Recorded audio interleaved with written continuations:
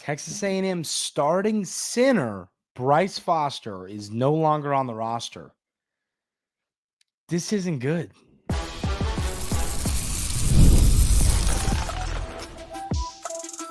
You are Locked On Aggies, your daily podcast on the Texas A&M Aggies, part of the Locked On Podcast Network, your team every day. Welcome on into Locked On Aggies. I'm your host, Andrew Stefaniak. Thanks for making Locked On Aggies your first listen every single day. Today's episode is brought to you by Monopoly Go. I admit it, I have a competitive side, and it is a big fan of Monopoly Go, the mobile hit twist on classic Monopoly. So join your friends and download Monopoly Go now, free on the Apple Store or Google Play. Ladies and gentlemen, it is a weird day.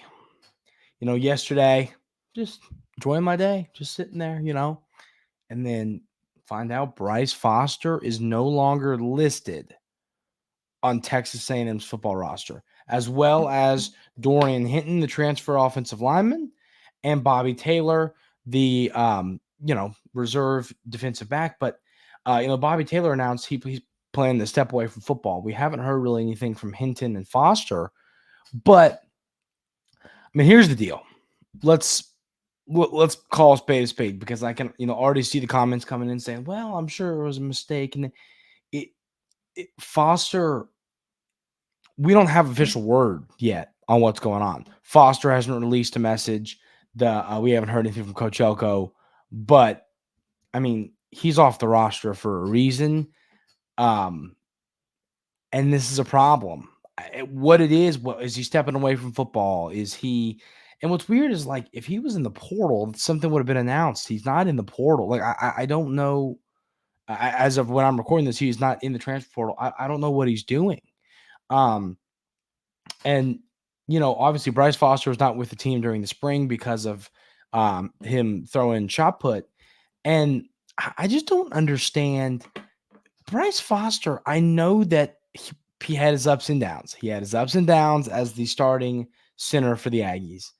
But for the most part, he was going to be a legitimate NFL football player. He was going to be selected in the NFL draft. I think he had a chance with a good season this year to be a third-round pick type of player. So while Foster did not have the season last year that many expected, he did not have a great season. It wasn't awful. It wasn't great. It was fine.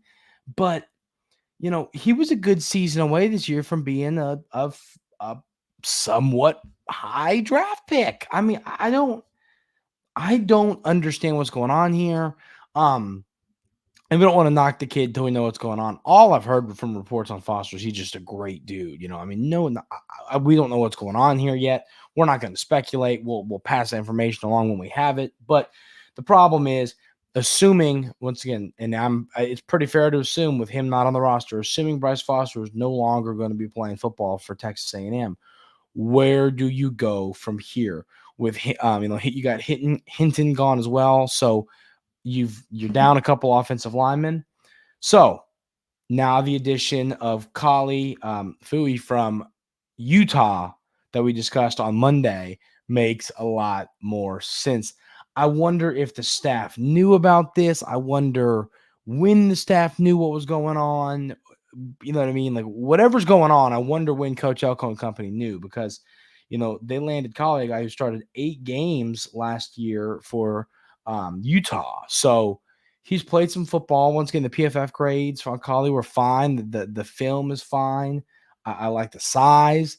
I think he's a player that can come in and step in and play center for the Aggies and not miss much of a beat here. I think that, but this is the sad reality, and some might not agree here.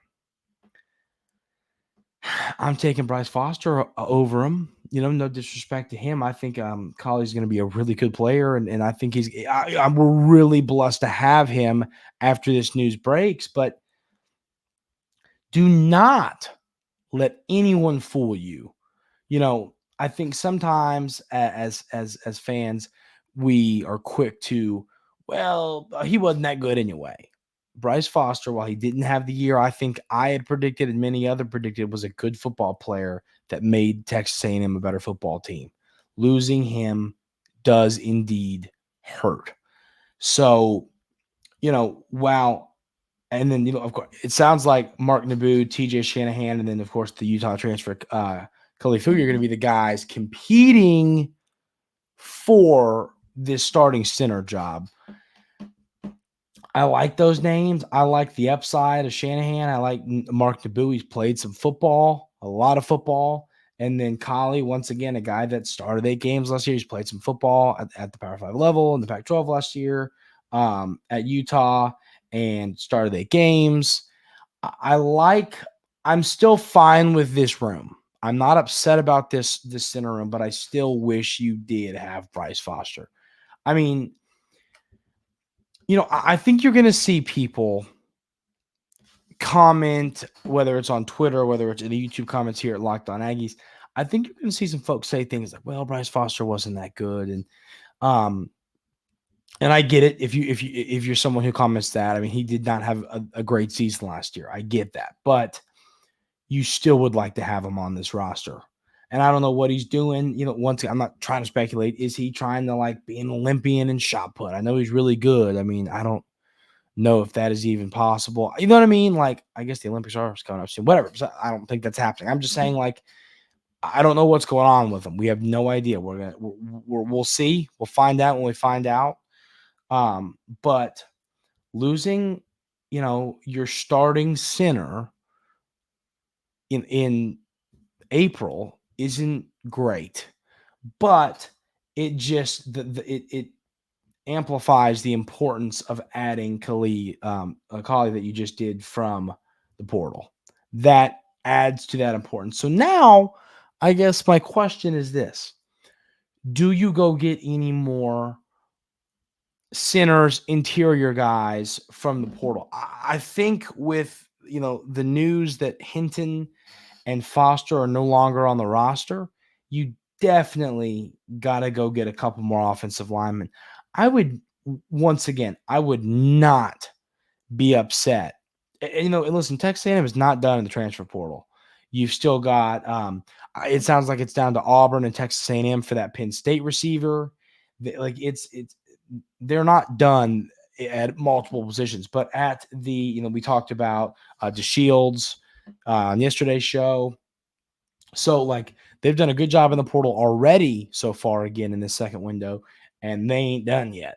So I think that you're going to see them go get a couple offensive linemen. I wouldn't be upset to see you go get one more center or go get a center and a tackle, or 2 interior guys, or 2 interior guys and a tackle. I mean, you're losing 2 offensive linemen, that one we thought was going to be a starter and one we thought was going to be a role player. You're losing legitimate, important bodies on this roster. So I think you need to go get somebody. I think you need to go get more guys. So how many that is, whether that's 1, whether that's 2, whether it's 3, and whether it's 2, once again, two interior guys and then a tackle, whatever it is, I think you got to go get a couple more linemen. I felt like that before you lost Foster and Hinton. So now I think that those guys and then probably Taylor are no longer on the roster. I would definitely go get some more guys. So that is where my head is at with this. I mean, I need some more time to process. I mean, it's like this dude was dude was a starter. This was a starter. This is one of your starting offensive linemen. It's one of your starting offensive players. And Bryce Foster is no longer on this roster. And while I think with Shanahan and Naboo and then Kali, you have 3 names that are pretty solid to replace him as the starting center, it's still tough to lose your starting center. That's just the reality here. It's tough to lose a starter in any position, whether it's to injury, whether it's to the portal, whether it's to stepping away from football, whatever it is. So I'm really anxious to hear what the update is on Foster and what's going on. But I mean, let me know your thoughts on this in the YouTube comments. I'm really curious to hear what everybody has to say. And And where do you think we go from here? Who's going to start? Give me those thoughts in the YouTube comments. Spring is now officially behind us. And I want to have a conversation about the legitimacy of a quarterback battle. We're going to have that conversation coming up right here on Locked On Aggies. But first, I want to tell you about our friends over at FanDuel. It's playoff time in the NBA and NHL. Baseball's in full swing, and FanDuel is your place to bet on every game. Right now, new customers get $150 in bonus bets guaranteed. That's $150 win or lose.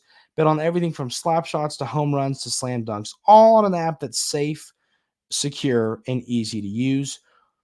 I love using FanDuel. It's a ton of fun to bet on the NBA playoffs. I'm a huge NBA playoffs guy because I think they play harder. It's more fun to watch. It's easy to root on Luka and bet on Luka. It's fun. He's just fun to watch him play basketball. Love the NBA playoffs. Ton of fun to bet on. Any NHL fans, bet on the NHL playoffs. NHL is not my betting scene. And then baseball. Baseball's a ton of fun to bet on. I love betting on all of these sports, and I love doing it on FanDuel. What are you waiting for? Visit FanDuel.com/lockedon and make your first bet an automatic win. FanDuel, America's #1 sportsbook.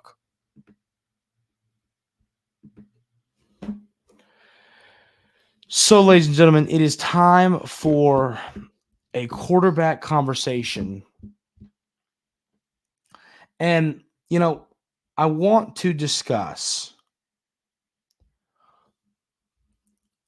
where we are right now. And what I did is I went ahead and put down a percentage for the three quarterbacks and the percentage of chance I think that they're starting quarterback for Texas A&M this season. So, looking at this, breaking this down, I first want to say my opinion on who will start did not change. I still believe Conner Weigman is going to be the starter for Texas A&M. The question is there a legitimate quarterback battle, or is it just, competition, quotes competition to drive Conner Weigman? And I think before you get into this conversation, the first thing you have to say is Texas A&M is so incredibly fortunate to have the amount of talented quarterbacks they do. Same last year. I mean, think about last year. Remember what happened last year. You lose Conner Weigman. Max Johnson comes in. You lose Max Johnson. Jaylen Henderson comes in. You lose Jaylen Henderson. Marcel Reed plays the ball game. All four of those quarterbacks, Max Johnson, Weigman, Marcel Reed, and Henderson, all had incredible moments last season. All played great games. All did a lot well. Not many schools are in a position to say that. A lot of schools, okay, our starter's done and the season's over. Go ahead and pack it in. We're done. Let's go ahead and head on home. We're not winning more than 6 games with this backup. That's how a lot of schools are. Texas A&M last year and Texas A&M this year is in a very fortunate position to where if Conner Weigman goes down, I feel great about Marcel Reed. And if Marcel Reed goes down, I feel incredibly great about Jaylen Henderson. You have legit backup quarterbacks who could start at, I think, a lot of high-end schools. So, is there a legit quarterback battle? I think in my head, I'm saying no. And I want to explain what I mean by this. What I mean by this is, if you asked Coach Elko, if you said, Coach Elko, is there a quarterback battle? He's going to say yes. He's not going to say, no, there's not a quarterback battle. He's going to say, yeah, there's a quarterback battle, because pressure makes diamonds. Quarterback battles drive your starter. It's not often, unless you've got, a Jaden Daniels. And it's kind of like, last year, I remember at Media Days, I was curious last year. I was curious if Jimbo Fisher was going to make any comments about who's going to be the starting quarterback, because I remember somebody asked Brian Kelly, like, hey, is Jaden Daniels, which of course, hey, that guy went on to win. He had a pretty good season. I think he won an important trophy, but hey, is he your starting quarterback? And Brian Kelly's like, Yeah, he's our starting quarterback. And I wondered if Jimbo was going to do that, but then like I'm like, why in the world would he do that when Conner Weigman's young and doesn't have a ton of experience? So are you going to see a quarterback announced? Well, no, listen, in this race, you're not going to see a quarterback announced till late. I know that, but what I'm saying is, when it comes to the legitimacy of the battle, I feel like it's not set in stone, but the percentage. Let me go ahead and read my percentages. So, and I think this is a little bit cheating toward the other quarterbacks having more of a chance. I think you could put this at like. So I've got Weigman 65% chance to be the starter, Marcel Reed 20%, Jaylen Henderson 15%. I think I could. I think I could change this to like Conner Weigman 75, Marcel Reed 15, Henderson 10. I feel like I'd be fine with that too. Because this is what we have to remember.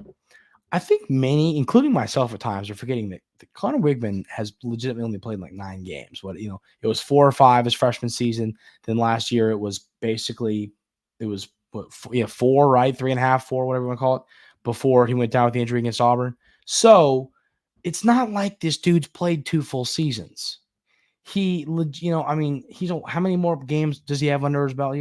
Heck, it's only 8 more games than Reed and like 4 more games or 5 more games than Henderson. Like he doesn't have as much experience because of, what happened his freshman year and then the injury last year as we think. So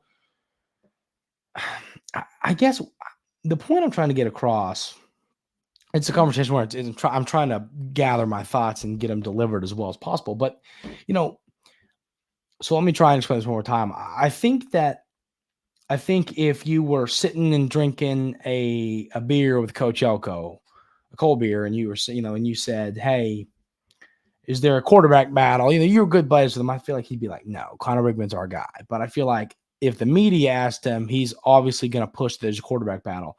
But I don't know how much I'm buying it. That's what I'm arguing. And listen, I want there to be one because I think we know about the injury history of Texas A&M quarterbacks over the last handful of years. B, I think Marcel Reed and Jaylen Henderson are extremely talented quarterbacks that deserve their fair shot at this job. So, and then C, competition that just makes Conner Weigman better. So that's my take on this. Is there a quarterback battle? I still believe Conner Weigman's going to start. I believe the coaching staff thinks Conner Weigman's going to be the starting quarterback. But I think Marcel Reed and Jaylen Henderson are both going to make a run at this, and they are talented quarterbacks. And I'll tell you this, some might not believe this when I say it, but if Jaylen Henderson or Marcel Reed end up being the starter, all that means is that they outplayed Conner Weigman, and they deserve it. I love both of these quarterbacks. I think they can be I think they could start. So while I think Weigman wins the job, I'm not going to be like, oh, we're winning 4 games now if one of these 2 guys starts. I think they're great quarterbacks, and you can win with those guys. So I'm a little bit anxious to see how that plays out. But, let me know your thoughts on this. I want to have one more quarterback post-spring. How legitimate is this quarterback battle? Let me know y'all's thoughts on that in the YouTube comments. The Aggies get the win on the Diamond over Houston. We are going to talk about that coming up right here on Locked On Aggies. But first, I want to tell you about our friends over at Monopoly Go. We've all been there, either as a player or a fan. It's halftime and the scoreboard is not looking good. You're feeling low, not sure you or your team can pull out a win.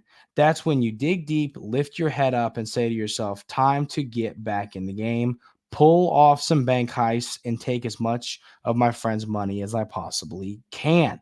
That's right, the smash hit mobile game Monopoly Go lets you compete with your friends to get the most riches and the biggest empire. It's the Monopoly you love, but on your phone, anytime, with tons of new twists, including leaderboards to compare your progress to your buddies.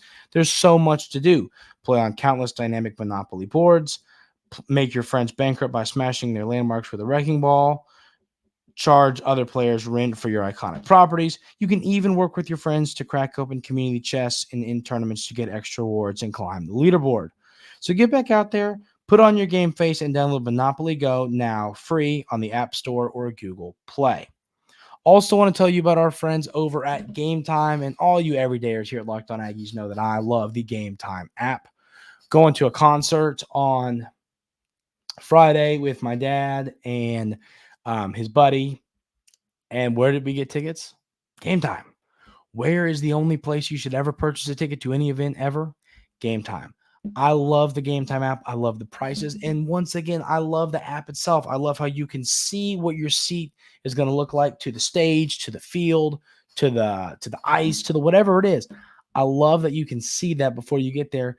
And it's always accurate. Every time I bought a ticket on Game Time, whatever the seat looks like on the app is exactly what it looks like when I get to the venue. There is no other place I am ever going to purchase a ticket from other than Game Time. Take the guesswork out of buying tickets with Game Time. Download the Game Time app, create an account, and use code LOCKEDONCollege for $20 off your first purchase. Terms apply again. Create an account and redeem code LOCKEDONCOLLEGE for $20 off. Download the Game Time app today. Last minute tickets, lowest prices, guaranteed. So the Aggies get the win on the baseball field. 13-11 win over Houston.